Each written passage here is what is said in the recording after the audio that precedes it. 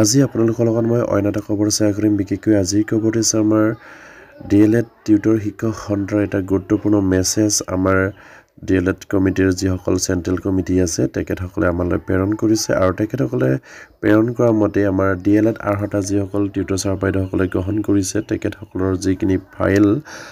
সেইখিনি ফাইলৰ কথা তেখেতসকলে আমাক জনাইছে আৰু সেই ফাইলখিনি কিমানখিনি আগুৱাই গৈছে বা সেই ফাইলৰ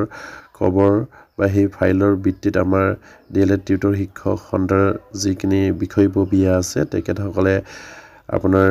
সেই অফিচলৈ গৈ সেইখিনি ফাইলৰ খবৰ লৈছিলে আৰু যিখিনি খবৰ পাইছে তেখেতসকলে আমাক জনাইছে আৰু সেয়া নিশ্চয়কৈ আমাৰ ডিএলএড উত্তীৰ্ণ টিউটৰ ছাৰ বাইদেউসকলৰ কাৰণে এটা গুৰুত্বপূৰ্ণ খবৰ নিশ্চয় মই আপোনালোকৰ লগত সেইখিনি খবৰ বিতংকৈ শ্বেয়াৰ কৰিম আপোনালোকে স্কিপ নকৰি একেলগে আমাৰ ভিডিঅ'টো চাই থাকিব আৰু কাইণ্ডলি আমাৰ চেনেলটো ছাবস্ক্ৰাইব কৰে না যদি ছাবস্ক্ৰাইব কৰিব নিশ্চয় আপোনালোকে স্ক্ৰীনত ফটো কৰিছে ইয়াত আমাৰ ডিএলএড টিউটৰ শিক্ষক খণ্ডৰ এটা গুৰুত্বপূৰ্ণ মেছেজ ইয়াত লিখিছে চৰ্দাৰ ডিএলএড আৰ্হতা থকা টিউটৰ ছাৰ বাইদেউসকল আপোনালোকক আটাইকে ভোগালী বিহুৰ আন্তৰিক শুভেচ্ছা জ্ঞাপন কৰিলোঁ বহুতো ছাৰ বাইদেৱে নতুন খবৰ কথা সুধি আছে আৰু সেয়ে খবৰ শিতানত আপোনালোকক জনাওঁ যে ডিএলএড আৰ্হতা থকা টিউটৰ ফাইলটো 27/12/2023 তাৰিখে শিক্ষা সঞ্চালকৰ কাৰ্যালয়লৈ পাইছে মানে আমাৰ 27/12/2023 তাৰিখে মানে 2023 চনৰ আপোনাৰ 27 ডিচেম্বৰ তাৰিখে আপোনাৰ আমাৰ ডিএলএড টিউটৰ শিক্ষক খণ্ডৰ যিখিনি ফাইল আছিলে সেইখিনি ফাইল আপোনাৰ শিক্ষা সঞ্চালকৰ কাৰ্যালয়লৈ আহি পাইছে বুলি কৈছে আৰু 8/1/2024 তাৰিখে 5জনীয়া সজাতি দলে এটা শিক্ষা সঞ্চালকৰ কাৰ্যালয়ত খবৰ লয় আৰু সেয়ে বৰ্তমান ফাইলটো ৰিচিভ ব্ৰাঞ্চৰ পৰা ওলাই ডেপুটি ডিৰেক্টৰৰ টেবুলত পাইছে আৰু সেয়ে কম দিনৰ ভিতৰতে শিক্ষা সঞ্চালিকা মহোদয়ৰ সাক্ষাৎ কৰাৰ বাবে চিন্তা চৰ্চা কৰা হৈছে নিশ্চয়কৈ আমাৰ যেহেতু 27/12/2023 তাৰিখে আপোনাৰ শিক্ষা সঞ্চালকৰ কাৰ্যালয় পাইছে বুলি কৈছে আৰু আমাৰ যিসকল ডিএলএড উত্তীৰ্ণ টিউটৰ ছাৰ বাইদেউসকলৰ বিষয়ববীয়া আছে তেখেতসকলে অফিচলৈ গৈ 8 মানে জানুৱাৰী মাহৰ 8 তাৰিখে 2024 তাৰিখে তেখেতসকলে 5জনীয়া সজাতি দলেই শিক্ষা সঞ্চালকৰ কাৰ্যালয়ত খবৰ লয় আৰু খবৰ পোৱা মতে তেখেতসকলে গম পাইছে যে বৰ্তমান ফাইলটো ৰিচিভ ব্ৰাঞ্চত আছে আৰু ৰিচিভ ব্ৰাঞ্চৰ পৰা ওলাই আমাৰ ডেপুটি ডিৰেক্টৰ টেবুললৈ পাব বুলি তেখেতসকলে উল্লেখ কৰিছে আৰু কম দিনৰ ভিতৰতে আমাৰ ডিএলএড উত্তীৰ্ণ টিউটৰ ছাৰ বাইদেউসকলৰ যিসকল কেন্দ্ৰীয় কমিটি আছে তেখেতসকলে আপোনাৰ শিক্ষা সঞ্চালিকা মহোদয়ক সাক্ষাৎ কৰাৰ বাবে চিন্তা চৰ্চা কৰা হৈছে বুলি ইয়াত উল্লেখ কৰিছে আৰু খুবেই এটা গুৰুত্বপূৰ্ণ খবৰ আমাৰ ডিএলএড টিউটৰ শিক্ষক খণ্ডৰ যিখিনি খবৰ কাৰণ আমাৰ ডিএলএড উত্তীৰ্ণ টিউটৰ ছাৰ বাইদেউসকলে অসম চৰকাৰৰ মাননীয় শিক্ষামন্ত্ৰীকে ধৰি মুখ্যমন্ত্ৰীক লগ কৰাৰ প্ৰচেষ্টা কৰি আছে অলৰেডি মাননীয় শিক্ষামন্ত্ৰীক লগ কৰি যিখিনি আমাৰ ডিএলএড খণ্ডৰ যিখিনি ফাইলৰ যিখিনি খবৰ সেই ফাইলৰ যিখিনি আগ্ৰগতি সেই আগ্ৰগতিখিনি প্ৰকাশ কৰিছে আমাৰ ডিএলএড টিউটৰ ছাৰ বাইদেউসকলৰ যিসকল কেন্দ্ৰ কমিটিৰ বিষয়ববীয়া আছে যিহেতু আমাৰ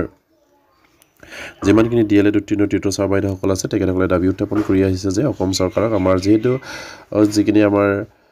কোৱালিফিকেশ্যন আছে ডিএলএড উত্তীৰ্ণ ট্ৰেইনিং কৰা আছে যিহেতু সেই ট্ৰেইনিং কৰা টিউটৰ ছাৰ বাইদেউসকলক অতি সোনকালে যেন শিক্ষকৰ মৰ্যাদা প্ৰদান কৰিব লাগে বুলি তেখেতসকলে দাবী জনাইছে আৰু সেই দাবীৰ ভিত্তিত আমাৰ শিক্ষামন্ত্ৰীগৰাকীয়ে আমাৰ ডিএলএড কিমানজনে পাছ কৰিছে বা কিমানখিনি আছে সেইখিনি ভেৰিফাই কৰিবৰ কাৰণে এটা অৰ্ডাৰ দিছিলে আৰু সেই অৰ্ডাৰ মতে যিখিনি কাম চলি আছে সেইখিনি কামৰ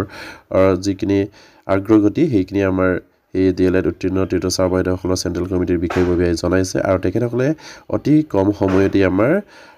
শিক্ষা সঞ্চালিকা মহোদয়কো সাক্ষাৎ কৰাৰ কথা ইয়াত উল্লেখ কৰিছে আৰু নিশ্চয়কৈ মই ডিএলএড উত্তীৰ্ণ টিউটৰ ছাৰ বাইদেউসকলৰ যিসকল বিষয়ববীয়া আছে তেখেতসকলক অনুৰোধ কৰিম আপোনালোকে যিমান পাৰে মাননীয় মুখ্যমন্ত্ৰীক লগ কৰাৰ প্ৰচেষ্টা কৰক নিশ্চয়কৈ বাজেট সমাগত আৰু সেই বাজেটৰ সমাগত সময়তে আমি যদি আমাৰ মাননীয় মুখ্যমন্ত্ৰীক লগ কৰি আমাৰ যিখিনি বিষয় আছে সেইখিনি যদি তেখেতসকলৰ লগত উপস্থাপন কৰি আমাৰ টিউটৰ শিক্ষকসকলৰ সমস্যাটো যদি সমাধান কৰিব পাৰোঁ তেনেহ'লে নিশ্চয়কৈ আমাৰ কাৰণে খুব এটা ভাল কাম হ'ব আৰু সেইবাবে আমাৰ ডিএলএড উত্তীৰ্ণ টিউটৰ ছাৰ বাইদেউসকলৰ যিসকল কেন্দ্ৰীয় কমিটি আছে তেখেতসকলক মই অনুৰোধ কৰিম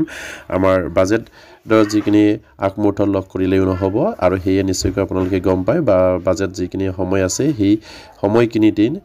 আমি লগ কৰি তেখেতসকলক আমাৰ সমস্যাৰ বিষয়ে মাননীয় মুখ্যমন্ত্ৰীক ক'ব লাগিব আৰু আমাৰ টিউটৰ শিক্ষকসকলৰ সমস্যাটো এই যিকোনো সমাগত বাজেট সেই বাজেটত যাতে নেকি সমাধান কৰি আমাক শিক্ষকসকলে আপগ্ৰেড কৰে সেয়া নিশ্চয়কৈ তেখেতসকলক আমি দাবী উত্থাপন কৰিব লাগিব বা তেখেতসকলক লগ কৰি সেইখিনি আমি অনুৰোধ কৰিব লাগিব অন্যথা আমাৰ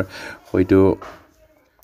DLED বা কিবা থাকিলেও যেন মাননীয় মুখ্যমন্ত্ৰী যেতিয়ালৈকে আমাৰ কামখিনিক আগুৱাই লৈ যাবলৈ চেষ্টা নকৰে তেতিয়ালৈকে হয়তো আমি আশা কৰিব নোৱাৰোঁ আৰু সেইবাবে আমাৰ DLED উত্তীৰ্ণ যিসকল টিউটৰ ছাৰ বাইদেউসকল আছে তেখেতসকলক মই কৰজোৰে অনুৰোধ কৰিম আপোনালোকে মাননীয় মুখ্যমন্ত্ৰীক যিমান পাৰে অতি সোনকালে লগ কৰাৰ চেষ্টা কৰক সেয়ে আপোনালোকলৈ অনুৰোধ থাকিলে আৰু আজি ভিডিঅ'টো মই শেষ কৰিলোঁ আৰু